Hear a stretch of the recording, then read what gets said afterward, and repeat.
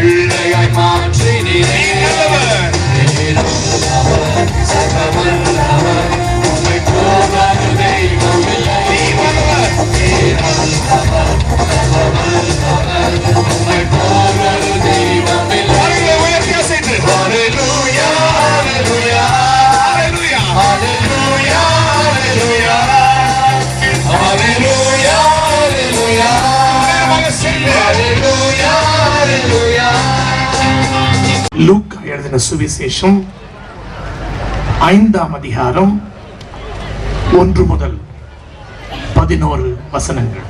பின்பு அவர் கெனசரேத்து கடலருகே நின்றபோது திரளான ஜனங்கள் தேவ வசனத்தை கேட்கும்படி அவரிடத்தில் நெருங்கினார்கள். போது இயேசு கெனசரேத்து கடலருகே வந்து நிற்கிறார்.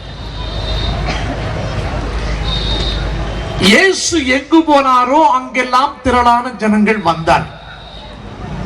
கடற்கரையானாலும் சரி, வனாந்தரமானாலும் சரி, வயல்வெளியானாலும் சரி, மலையானாலும் சரி, பள்ளத்தாக்கானாலும் சரி, காலையானாலும் சரி, பகலானாலும் சரி, மாலையானாலும் சரி, இயேசு இருக்கிற இடத்துல ஒரு கூட்டம் இருக்கும். நீங்க இங்க இருக்கிறது காரணமே ஜான் சாலமோன் என்று ஒருத்தன் இருக்கிறான் என்று இல்லை. நீங்க என்னதான் இங்க மாமனிதர்னு போட்டாலும், நான் எல்லாரோட சின்னவன்ற ஒரு உணர்வு எனக்கு எப்பவுமே இருக்கிறது. நீங்க எதுக்கு தெரியுமா வந்திருக்கிறீங்க? வசனத்தை கேட்கும்படி. கர்த்தருடைய பரிசுத்த நாமத்துக்கு ஸ்தோத்திரம். ஜனங்கள் இயேசுவினிடத்தில் எதுக்கு தெரியுமா வரணும்? வசனத்தை கேட்கும்படி. ஏனென்றால் அவர் தம்முடைய எல்லா பிரஸ்தாபத்தை பார்க்கலும் வார்த்தையை மகிமைப்படுத்துகிறார். என்னுடைய மகன் ஒரு நாள் அவன் பிரசங்கம் பண்ணும்போது பின்னால போய் உட்கார்ந்தேன். அவன் என்னை விட நல்ல பிரசங்கியாரா இப்போ ஆயிட்டான். எனவே ஜனங்கள் பாட்டை பார்க்கும்படி கேட்கும்படி அல்ல, டான்ஸ பார்க்கும்படி, கொரியோகிராபியை பார்க்கும்படி அல்ல, பட்டாசு வெடிக்கிறது, வான வேடிக்கை அதை பார்க்கும்படி அல்ல, யாரோ ஒரு பிரசங்காராமே வராரு அவரை பார்க்கும்படியாக அல்ல, தேவ வசனத்தை கேட்கும்படி நெருங்கினார்கள். இன்றைக்கு ராத்திரி என்னை கேட்டுக் கொண்டிருக்கிற ஐயா, அம்மா, சகோதரனே, சகோதரியே, வாலிபனே, கன்னிகையே, நீங்கள் இங்கு வந்திருக்கிறதனுடைய ஒரே ஒரு நோக்கம் தேவனுடைய வசனம். காரணம், அவர் தம்முடைய எல்லா பிரஸ்தாபத்தை பார்க்கலும் வார்த்தையை மகிமைப்படுத்துகிறார். எனவே அவர் வார்த்தையை மகிமைப்படுத்த, வார்த்தை அனுப்பி ஜனங்களை சௌக்கியமாக்குகிறார், வார்த்தை அனுப்பி ஜனங்களை ரட்சிக்கிறார். இப்போ விடியற் காலையிலே கெனேசரேத்து கடல் அருகே இயேசு கிறிஸ்து நிற்கிறார். திரளான ஜனங்கள் தேவ வசனத்தை கேட்கும்படி அவரிடத்தில் நெருக்கினார்கள். அடுத்த வசனம், அப்பொழுது கடற்கரையிலே நின்ற இரண்டு படகுகளை கண்டார். மீன் பிடிக்கிறவர்கள் அவைகளை விட்டு இறங்கி வலைகளை அலசிக் கொண்டிருந்தார்கள். அப்பொழுது அந்த படகுகளில் ஒன்றில் ஏறினார். அது சீமோனுடையதாய் இருந்தது. அதை கரையிலே இருந்து சற்றே தள்ளும்படி அவனை கேட்டுக்கொண்டு அந்த படவில் உட்கார்ந்து ஜனங்களுக்கு போதகம் பண்ணினார். எங்களுக்கு என் போன்றவர்களுக்கு மேடை அமைத்துக் கொடுக்க ஆட்கள் இருக்கிறார்கள். என் அப்பன் இயேசுவுக்கு மேடை போட்டு கொடுக்க ஆள் இல்ல. அங்க பார்த்தால் ஒரு மேடை தேவைப்பட்டது. காரணம், கூட்டம் பெருசு. கூட்டத்தின் நடுவில் இவருடைய வாய்ஸ் போக வேண்டும், இவரை ஜனங்கள் பார்க்க வேண்டும். எனவே ஒரு படகு மேலே ஏறிவிட்டார். படகு யாருடையது என்று சொன்னால் சீமோன் பேதுருனுடைய படகு. அவன் இறங்கி வலையை அலசிக் கொண்டிருக்கிறான். தமிழ்நாடு கவர்மெண்ட் இப்போ இருக்கு பாத்தீங்களா, இந்த 45 நாள் இது ஆஃப் சீசன், மீன் பிடிக்க கூடாது. விசைப்படகு, fishing boats, power boats, fishing ships கடலுக்குள்ளே போகக்கூடாது ஒரு 45 நாட்கள். இது ஏன்னா இந்த 45 நாள், இந்த சீசன் தான் மீன்கள் இனவிருத்தி செய்து முட்டையிட்டு குஞ்சு பொரித்து அவைகள் ஆரம்பிக்கிற ஒரு காலம். எனவே இந்த நாட்கள்ல மீன் பிடிச்சா சின்ன சின்ன பொரித்து இருக்கிற குஞ்சுகள் எல்லாம் வலையில மாட்டிவிடும். அதோட சினையாக இருக்கிற மீன்கள் எல்லாம் வலையில வந்து விழுந்து விடும். எனவே இது ஆஃப் சீசன் என்று வைத்திருக்கிறார். எனக்கு தெரியாது, ஒருவேளை சீமோன் பேதுரு அன்றைக்கு மீன் பிடிக்க போனானே, அது இந்த 45 நாள்ல ஒரு நாள் மாதிரி ஆஃப் சீசன், மீன் பிடிக்க கூடாத ஒரு காலமோ, ஆனா மீன்கள் எல்லாம் ஒதுங்கி ஒழித்துக் கொண்டிருக்கிற காலமோ, அதுக்கென்று ஒரு இடம் தேடுகிற ஒரு காலமோ என்ன தெரியாது. எனவே இப்பொழுது அவன் வலை அலசிக்கொண்டு உட்கார்ந்து கொண்டிருக்கிறான். என் அப்பன் இயேசு படகிலேறி உட்கார்ந்து கொண்டான். உட்கார்ந்து கொண்டு அவனை பார்த்து கூப்பிடுறார். எவன் முதலாளியோ அவனை பார்த்து வா அப்படின்னு சொல்லி கூப்பிடுறான். வந்தான், படகு தள்ளி விடுறான்றார். படகை தள்ளும்படி சீமோன் பேதுருவினிடத்துல இயேசு சொல்லுகிறான். அவன் தான் நைட்டெல்லாம் தூங்கல், களைச்சி போய் சளைச்சி போய் இப்ப உட்கார்ந்துட்டு இருக்கான். உடலிலும் சோர்வு, உள்ளத்திலும் சோர்வு. இப்படிப்பட்ட நிலையிலே அவன் சோர்ந்து போய் உட்கார்ந்து இருக்கான். இயேசு கிறிஸ்து அவனை கூப்பிடுறார், படகு தள்ளிடாங்கிறார். அருமையான தேவனுடைய ஜனமே, இயேசு ஏன் இப்படி பண்ணார்? நான் ஒரு கற்பனைவாதி, கொஞ்சம் கற்பனை பண்ணி பார்க்கிறேன். இப்ப இயேசு தம்முடைய ஊழியத்தை ஆரம்பிக்கிறார். ஆரம்பிக்கும் பொழுது தனக்கு அப்போஸ்தலர்களை தெரிந்து கொள்கிறார். 12 பேர் அவருக்கு வேணும். அதிலும் இவன் இருக்கான் பாருங்க. இப்போ இன்னைக்கு செலக்ட் பண்ண போறவன்னா அந்த அப்போஸ்தலிக் டீமுக்கு கேப்டன், தலைவன், தளபதி, இவன் தான் தலைவன். இப்போ இவனை இன்டர்வியூ பண்றாங்க. இவனை இன்டர்வியூ பண்றார். Jesus is interviewing a candidate to be chief of his apostolic team. தனக்கு அப்போஸ்தலனா இருக்க வேண்டிய ஒருத்தனை இப்ப இன்டர்வியூ பண்றார். இவனை பாப்போம். இவன் நான் இருக்கிற காலத்திலும் வேலை செய்யணும், நான் போய்விட்ட பிறகும் கூட இவன் வேலை செய்யணும். இப்படிப்பட்ட ஒரு மாமனிதனை இவர் தெரிந்து கொள்ளுகிறான். ஒரு பிரதான அப்போஸ்தலனை இவர் இன்டர்வியூ பண்ணுகிறான். இவன் எப்படி ரியாக்ட் பண்றான் பார்ப்போம் என்று சொல்லி படகு தள்ளுன்னு சொல்றான். அவன் மொன மொன மொன மொன முனையிடு. நானே சாப்பிடல, நானே தூங்கல, நானே ராத்திரி எல்லாம் இழுத்து இழுத்து கை கால்லாம் வலிக்குது. அவங்க இல்ல, உங்களுடைய வசனத்தை கேட்க வந்திருக்கிற நூற்றுக்கணக்கான ஜனங்கள் இல்ல, அவங்க கிட்ட சொன்னா அவங்க செய்ய மாட்டாங்களா? அவன் ராத்திரி எல்லாம் தூங்கி இருக்கிறான். அதுக்கு முன்னால் நல்லா வயிறார சாப்பிட்டான். காலையில் இருந்து பெட் காபி குடிச்சிட்டு இங்க வந்து நிக்கிறான். எனவே அவனை பார்த்து சொல்லக்கூடாதா அப்படின்னு அவன் சொல்லல. காரணம், இயேசுவுக்கு தேவை அப்படிப்பட்ட குவாலிட்டி தான். சோம்பேறிகளை ஆண்டவர் தெரிந்து கொள்ள மாட்டார். ஆண்டவர் யாரை தெரியுமா ஆசீர்வதிப்பார்? சுறுசுறுப்பானவர்களை. 24 மணி நேரத்தில் 20 மணி நேரம் தூங்குறான் பாருங்க, அவனை ஆசீர்வதித்ததாக சரித்திரமே கிடையாது. God does not bless a fellow who sleeps 20 hours out of 24 hours. No. சோம்பேறிகளை கர்த்தர் ஆசீர்வதித்ததாக சரித்திரமே கிடையாது. உன் கையில் செய்யும்படி நேரிடுகிறது எதுவோ அதை உன் முழு பலத்தோட கூட செய். அவன் சொல்லல அப்படி. இவர் கூப்பிடுகிறார், படகை தள்ள சொல்லுகிறார், உடனே வந்து தள்ளுகிறான். பாருங்களேன், இயேசு கிறிஸ்து படகு மேல ஏறி உட்கார்ந்தார். இங்கே என்ன நடக்கிறது? இயேசு கிறிஸ்து இவரை பார்த்து சொல்றார், டக்குனு இருந்து வந்தான். இவர் அதுக்கு முன்னாடி உட்கார்ந்தார். அதுக்கு முன்னாலே இவர் படகு மேல யோ இறங்கியா, படகு நான் தள்ள போறேன், நீ எதுக்கு மேல ஏறி உட்கார்ந்தியே சொன்னானா? சொல்லு, நோ கம்ப்ளைண்ட்ஸ்.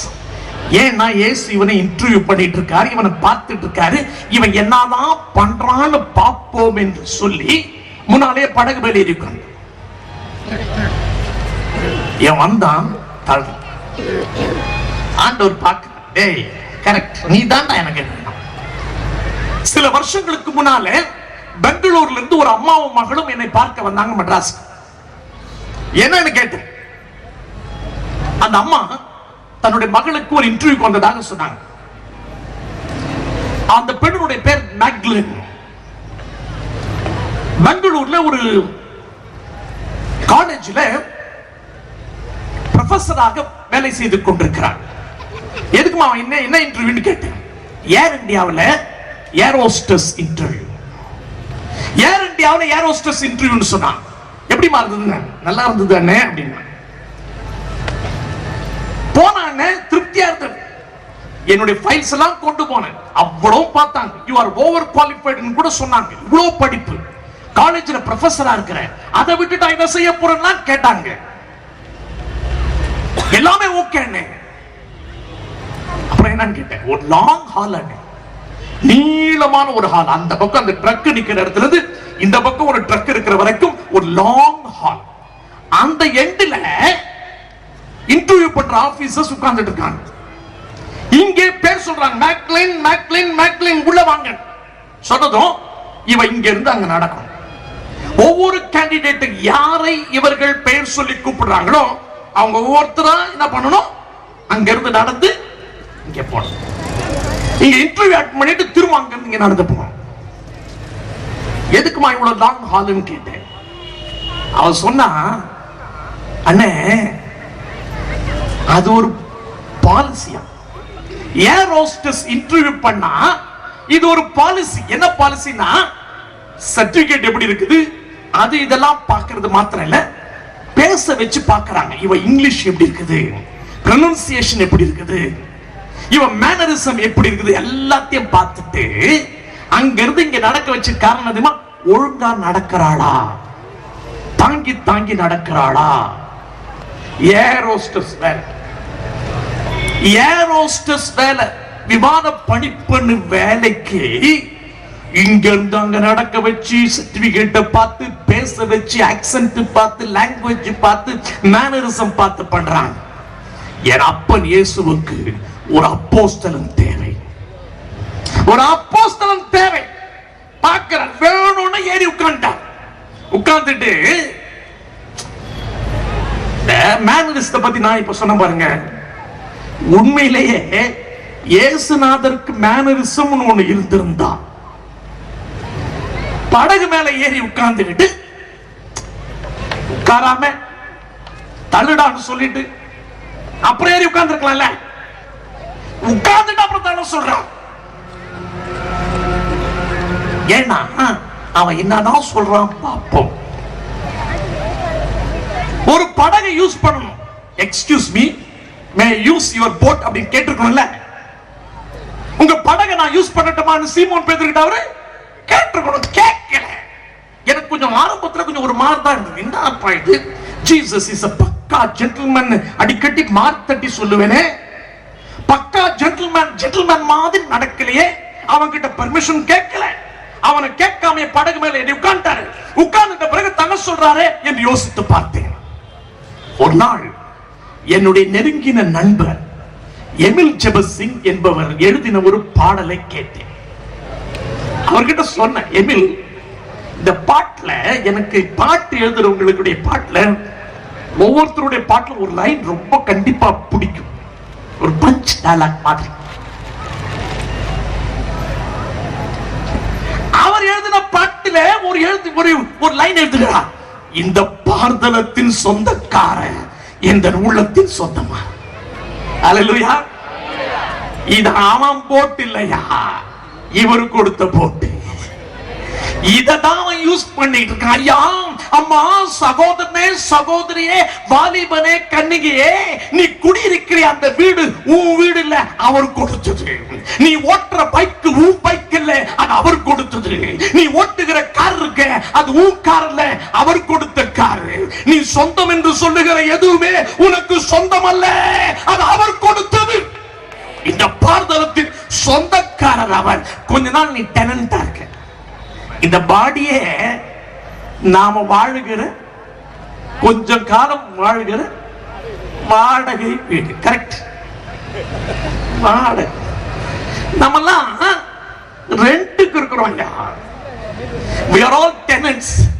இந்த பாடி இருக்கு பாருங்க, இந்த பாடி, அதுக்குள்ள ஒரு ஆத்மா இருக்குது. இந்த ஆத்மா அங்கிருந்து வந்தது, இங்க இருந்து அங்க.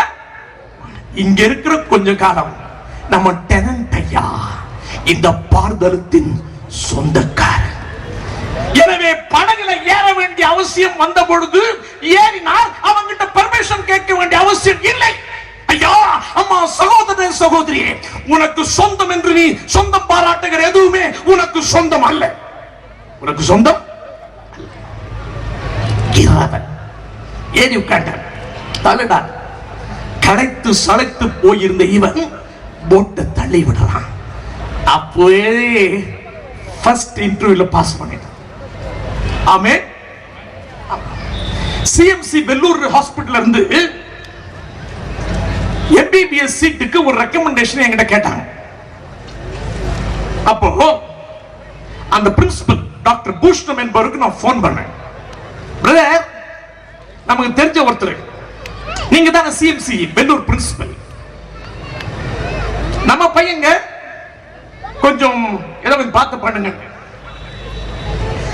சிஎம்சி வேலூர் பிரின்சிபல் சொன்னாரு, பிரதர் 100% மெரிட். நான் தான் பிரின்சிபல், எனக்கு ஒரு பையன் இருந்து என் பையனுக்கு மெடிக்கல் சீட் வாங்கணும்னா கூட முடியாது. மெரிட்ல தான் எக்ஸாம் எழுதணும், அதை கம்ப்யூட்டரைஸ் பண்ணுவாங்க. அந்த எக்ஸாம் எவாலுவேட் பண்றது பேப்பரை வேற காலேஜ் மெடிக்கல் காலேஜ் ப்ரொஃபசர்ஸ். அதுக்கப்புறம் கேட்டேன், அதுக்கப்புறம் இன்டர்வியூ. எத்தனை இன்டர்வியூ கேட்ட? 6 இன்டர்வியூ. ஒருவேளை 2 லட்சம் பேர் இன்டர்வியூ எழுதுறான்னு வச்சுங்களேன், சிஎம்சில MBBS சீட்டு 60 பேருக்கு தான். 2 லட்சம் பேர் எழுதுறான், அதுல 1 லட்சம் ஃபெயில் ஆயிடும், அதோட 1.5 லட்சம் ஃபெயில் ஆயிடும். மீதி 50,000. 50,000 செலக்ட் பண்ணுவாங்க. அந்த எத்தனைக்கு 60 சீட்டு. ஃபர்ஸ்ட் இன்டர்வியூ ஒன்று வைப்பான், அதுல 40,000 கழிச்சிடும், மீதி 4,000 10,000 தான். 10,000 பேரை வச்சுட்டு 2வது இன்டர்வியூ வைப்பாங்க. 2வது இன்டர்வியூல இன்னொரு 5,000 கழிச்சிடும், மீதி 5,000 தான். 3வது இன்டர்வியூ வைப்பாங்க, அதுல 4,000 பேரை கட் பண்ணிடுவாங்க, 1,000 பேர் தான் இருப்பான். 4வது இன்டர்வியூ நடக்கும், அதுல 500 பேரை கட் பண்ணிடுவான், இன்னும் 500 பேர் தான் இருப்பாங்க. 5வது இன்டர்வியூ நடக்கும், அதுல 300 பேரை கட் பண்ணிடுவான், 200 பேர் தான் இருப்பான். இந்த 6வது இன்டர்வியூல தான் 60 பேரை செலக்ட் பண்ணுவோம். ஷார்ட் லிஸ்ட் இங்கிலீஷ்ல சொல்லுவாங்க. பெரிய லிஸ்ட் அப்படியே சுருக்கிட்டே வந்து ஷார்ட் லிஸ்ட் பண்ணுவாங்க. ஆண்டவர் இன்டர்வியூ பண்றார். படகுல ஏறி உட்கார்ந்த உடனே பட்டு எழுந்து வந்துட்டான். ஃபர்ஸ்ட் இன்டர்வியூ பாஸ் பண்ணிட்டான். தள்ளுங்கிறாரு, நீ இறங்கு அப்புறம் நான் தள்ளுறேன் சொல்ல. செகண்ட் இன்டர்வியூ பாஸ் பண்ணிட்டான்.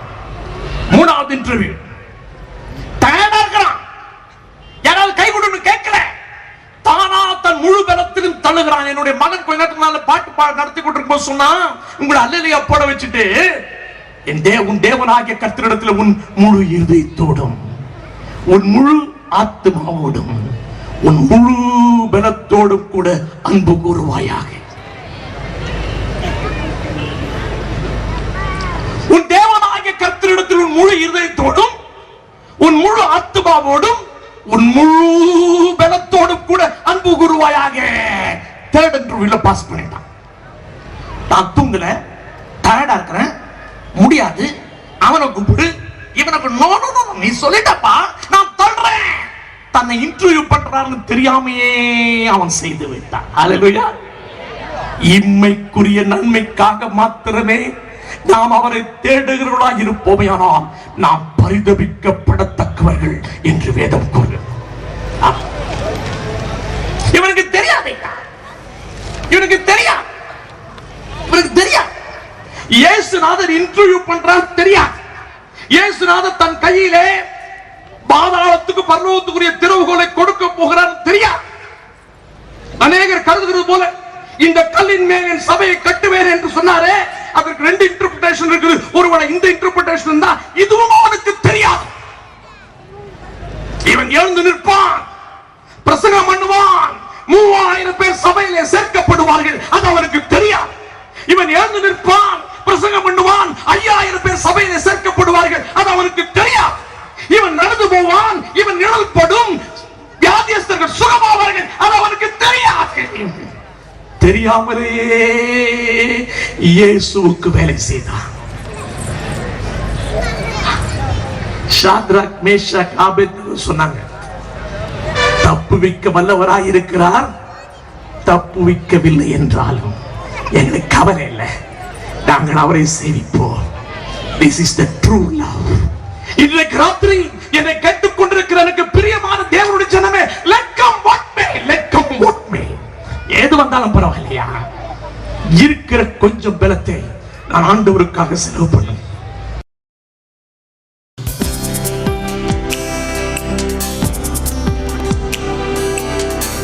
ஒருவரும் சேரக்கூடாத ஒளியிலே வாசம் செய்கிற தேவன் வேளையிலே நமத்திலே அசைவாடுகிறவராய் இருக்கிறார். இந்த நாளிலே புதிய காரியங்களை செய்கிறவராய் இருக்கிறார். வேளையிலே எவ்வளவு பெரிய பிரச்சனை இருந்தாலும் சரி, உங்கள் பிரச்சனைகளை அவர் சுலபமாய் தீர்க்கிறதற்கு உண்மை நீதி உள்ளவராய் இருக்கிறார். இதனால சொல்லுவா, பெரியமானவர்களே, நீரே பரிசுத்த ராஜா, நீரே பரலோக தெய்வமே, என் மத்தியிலே உலாவுகிறவரே, வாசம் செய்பவரே, இறங்குங்கப்பா என்று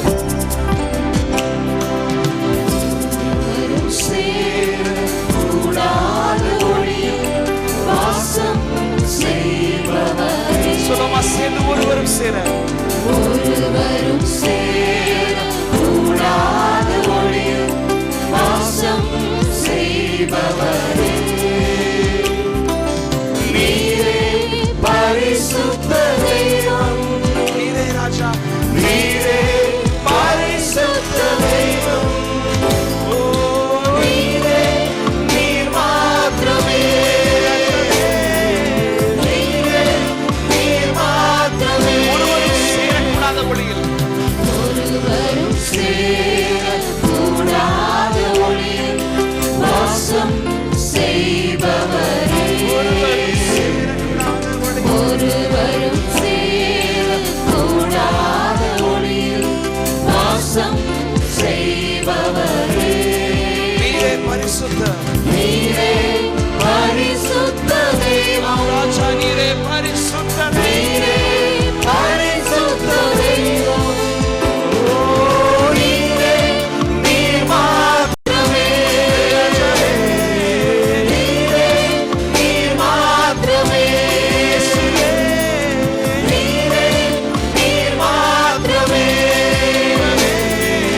நீரே நீர் மாத்திரமே. பரிசுத்தர், பரிசுத்தர், பரிசுத்தர், பரிசுத்தரே, பரிசுத்தர், பரிசுத்தர், பரிசுத்தரே, பரிசுத்தர், பரிசுத்தர், பரிசுத்தரே, பரிசுத்தர், பரிசுத்தர், பரிசுத்தர். சொல்லுமா, நீரே நீரே நீர் மாத்திரமே,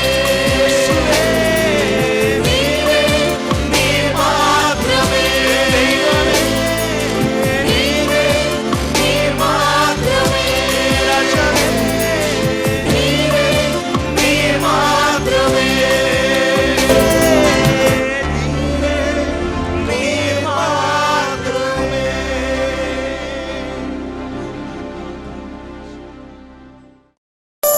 Our address: Dr. John Solomon, Miracle Ministry International, 2107A 13th Main Road, Anna Nagar, Chennai 600040, India. Email johnsolomon@miracleministry.org. Website www.miracleministry.org.